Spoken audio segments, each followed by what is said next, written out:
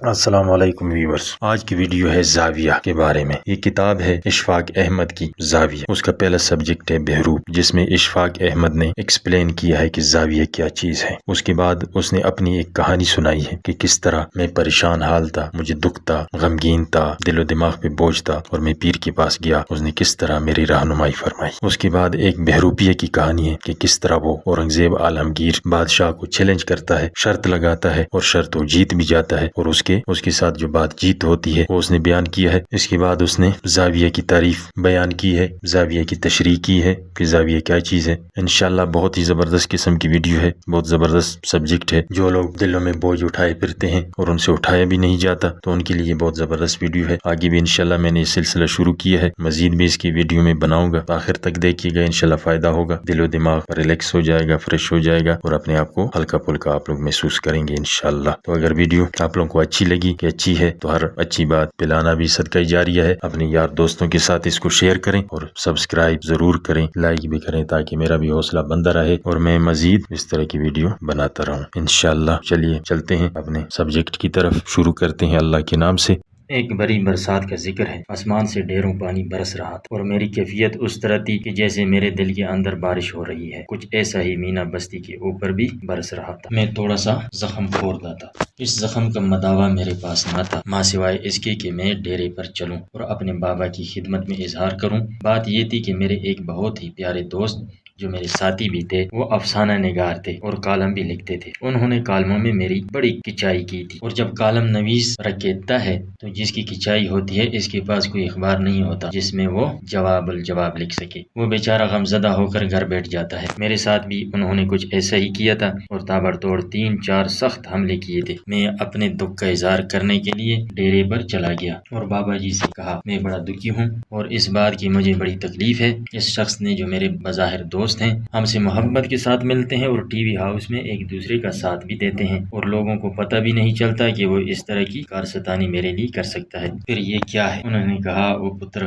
آپ اس کو سمجھے نہیں، یہ بڑی سمجھداری کی بات ہے۔ 2 صوفی تھے، ایک بڑا صوفی ٹرینڈ اور ایک چھوٹا صوفی انڈر ٹریننگ۔ چھوٹے صوفی کو ساتھ لے کر بڑا صوفی گلیوں بازاروں میں گھومتا رہا۔ چلتے چلاتے اس کو لے کر ایک جنگل میں چلا گیا۔ جیسے کہ میں نے پہلے عرض کی، بڑی تابڑتوڑ بارش ہوئی تھی، جنگل بھیگا ہوا تھا، اور اس جنگل میں جگہ جگہ لکڑیوں کے ڈھیر تھے، پتوں کے شاخوں کے انبار تھے۔ اس بڑے صوفی نے دیکھا کہ شاخوں اور پتوں کے ڈھیر میں ایک سانپ کچھ مرجھایا ہوا، کچھ سنگڑایا ہوا پڑا ہے۔ وہ پہلے آگ کی حدت سے زخم خوردہ تھا، اور پھر اس پر جو بارش پڑی تو وہ زندہ سانپوں میں سے ہو گیا۔ صوفی کو بڑا ترس آیا، اس نے آگے بڑھ کر سانپ کو اٹھا لیا۔ چھوٹے صوفی نے کہا، حضور کیا کرتے ہیں؟ سانپ ہے، موذی ہے، اس کو اٹھایا نہیں کرتے؟ انہوں نے کہا، نہیں، بیچارہ ہے، مجبور ہے، زخمی ہے، زخم خوردہ ہے، اللہ کی مخلوق ہے، اس کی کچھ غور و برداشت کرنی چاہیے۔ وہ سانپ کو ہاتھ میں لے کر چلے۔ پھر دونوں باتیں کرتے کرتے کافی منزلیں طے کرتے گئے۔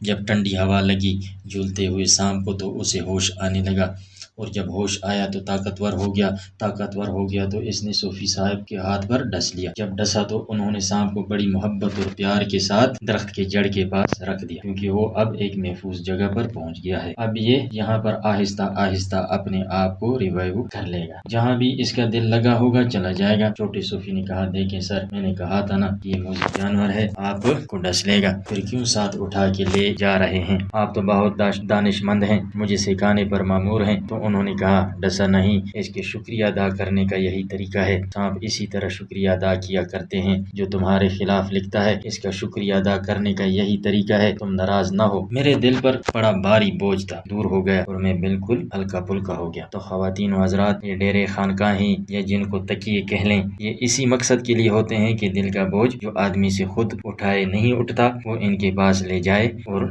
بابے کے پاس جا کر آسانی سے سمجھ میں آنے کے لیے عرض کرے۔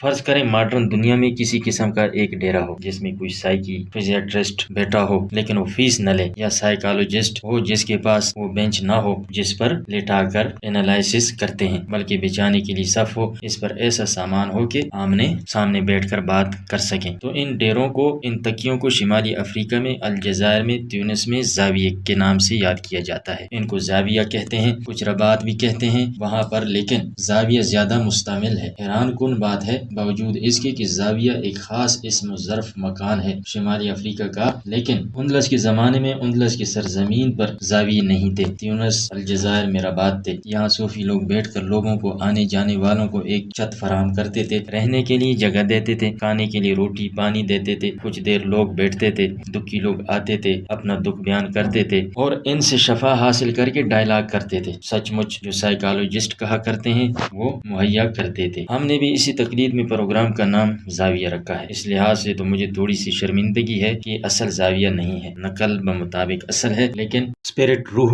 اس کی وہی ہے۔ کوشش اس کی یہی ہے کہ اس طرح کی باتیں یہاں ہوتی رہیں اور طبیعت کا بوجھ جو اور پروگراموں میں اور کالموں میں کتابوں سے دور نہیں ہوتا وہ کسی طور پر یہاں دور ہو سکے۔ آپ جب بھی کسی ڈیرے پر کسی بزرگ سے ملنے کے لیے جائیں گے تو آپ کے لاشعور میں ٹیسٹ کا ایک میٹر ضرور ہوگا، میں دیکھوں یہ کیسا آدمی ہے۔ آپ اکثر یہ کہہ کر چلے آتے ہیں کہ یار وہاں گئے تھے وہ تو کچھ نہیں ہے، اپنے معیار کے ساتھ آدمی چیک کرتا ہے، لیکن جب آپ پوری طلب کے ساتھ امتحان پاس کرنے کا انداز اختیار کیے ہوئے جائیں تو پھر آپ کو ان خاکستروں میں سے عجیب قسم کے لال مل جاتے ہیں۔ مشکل تو ہوگی کہ وہاں سندھ چلے جائیں، ترپار کر کے ڈیزرٹ میں چلے جائیں یا روہی میں چلے جائیں، کچھ نہ کچھ آپ کو دانش کی بات مل جائے گی۔ دانش کی بات جو ہے یہ ایسی ہی لوگوں سے ملتی ہے، کتابوں سے نہیں ملتی۔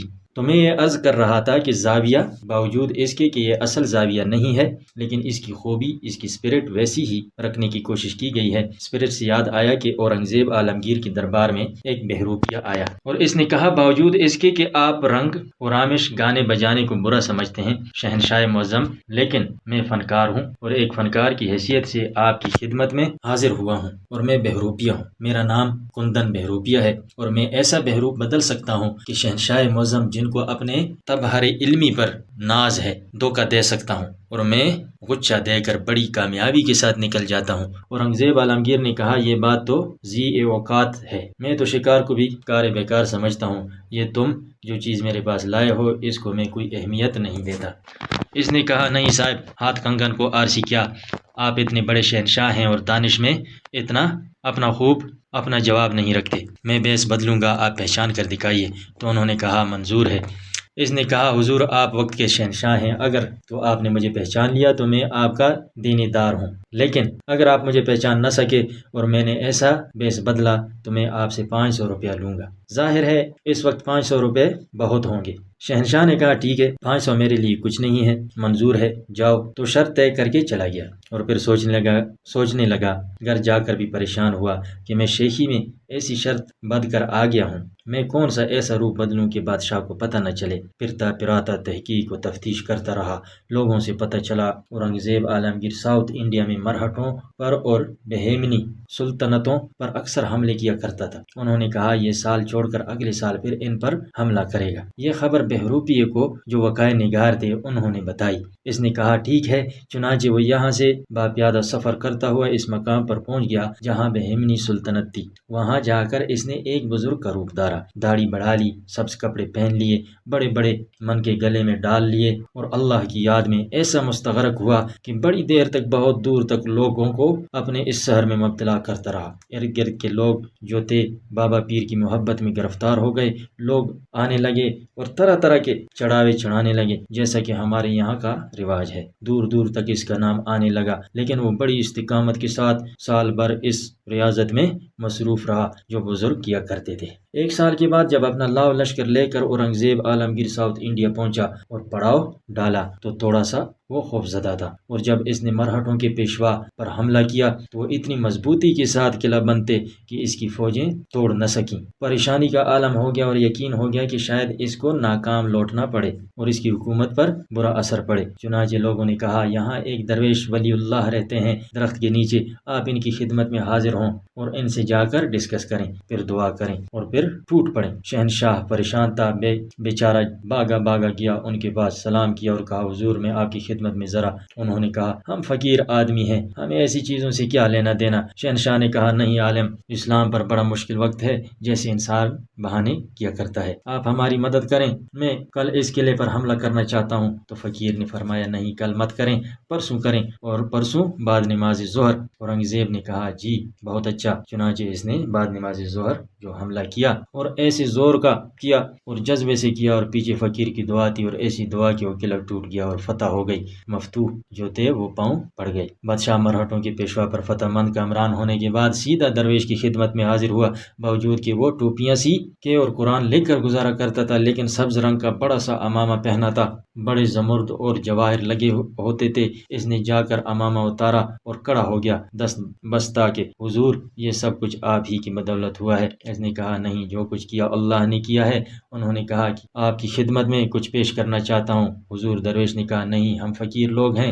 اس نے کہا وہ 2 پرگنے کی معافی، 2 بڑے قصبے، اتنے بڑے جتنے آپ کے اکاڑا اور پتوکی ہیں، اور ان کو دیتا ہوں، اور زمین اور آئندہ 5-7 پشتوں کے لیے ہر طرح کی معافی ہے۔ اس نے کہا بابا یہ ہمارے کس کام کی ہیں ساری چیزیں، ہم تو فقیر لوگ ہیں، تیری بڑی مہربانی۔ اورنگزیب نے بڑا زور لگایا لیکن وہ نہیں مانا، اور بادشاہ مایوس ہو کے واپس آ گیا۔ اس نے اپنے تخت کے اوپر متمکن ہو کر ایک نیا فرمان جاری کیا۔ جب شہنشاہ فرمان جاری کر رہا تھا، اس وقت کندن بہروپیہ اسی طرح من کے پہنے آیا۔ شہنشاہ نے کہا حضور آپ یہاں کیوں تشریف لائے؟ آپ مجھے حکم دیتے، میں آپ کی خدمت میں حاضر ہوتا۔ کندن نے کہا نہیں شہنشاہ معظم، اب یہ ہمارا فرض تھا کہ ہم آپ کی خدمت میں حاضر ہوتے، تو جناب عالی میں کندن بہروپیہ ہوں، میرے 500 روپے مجھے عنایت فرمائیں۔ اس نے کہا تم وہ ہو؟